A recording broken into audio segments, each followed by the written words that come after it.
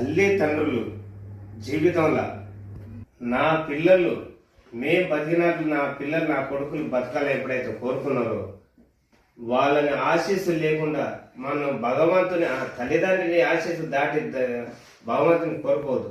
First తల్లిదండ్రిని దర్శించుకునే దేవుని కోరుకోవాలని ఇప్పటికే ఎన్నో పల్లెటూళ్ళు ఎన్నో విధాలు వయసుకు వచ్చిన ఆడపిల్లలు మగపిల్లలు కానీ ఏదైనా సరే జీవితం పాడు చేసుకుండా మంచిగా ఒక బుద్ధి జ్ఞానంగా మేమంటే చెడిపోయినాం, మీరు మాలాగా చెడిపోకుండా కనీసం మీరైనా ఒక కేవలం మీరైనా తల్లిదండ్రులు ఎట్లా పుట్టించుకొని ఎట్లా వాళ్ళు ఎంత తిప్పలపడి కష్టాలు పడ్డారో వాళ్ళని మీరు ఎంత చూసుకుంటారో మీ తల్లిదండ్రులు కూడా మీరు చూస్తారు. కానీ ఇవన్నీ వేస్ట్. ధర్మం ప్రకారంగా బతుకున్నంత కాలం మీరు మంచిగా చదువుకోలే, మీ తల్లిదండ్రుల మీరు చూసుకోలే, మీ తల్లి మీలను చూస్తారు, మీ తల్లిదండ్రులు మీలను ఎట్లా చూస్తారు అదే విధంగా తల్లిదండ్రులు అంటే ఒక దేవుళ్ళతో సమానం.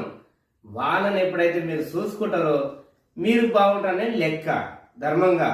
ఇప్పుడు చూడు, ఎక్కడెక్కడనో తల్లిదండ్రులు మాటలు వినకుండా ఎక్కడ యాడేసిన గుడ్డ ఆనే ఉంది, యాడేసిన బొంగడ ఆనే ఉంది, ఎక్కడ పోయిన కాలేజీ పిల్లలు అక్కనే, ఎక్కడున్న మగపిల్లలు అక్కనే. ఇవన్నీ వేస్ట్. ఎప్పుడు కానీ మీ జ్ఞానం మీ చదువు మీరు మంచిగా తీసుకొని బతికే అవకాశం ఎప్పుడైతే ఏదైతే ముందుకు చేస్తారో ఈ దేశం బాగుంటుంది.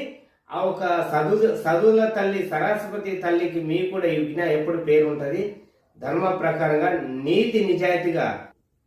కానీ జీవితంలో మాత్రం ఎప్పుడని లవ్లో కానీ టచ్ ఫోన్ కానీ ఆశపడి ఒక విధానం మీ జీవితాన్ని మీరు పాటు చేసుకోకుండా మంచిగా చదివిన వాడి తల్లిదండ్రులు చెప్పిన మాట విని వాళ్ళని మీరు చూసుకోవాలని నేను మరీ చెప్తున్నాను.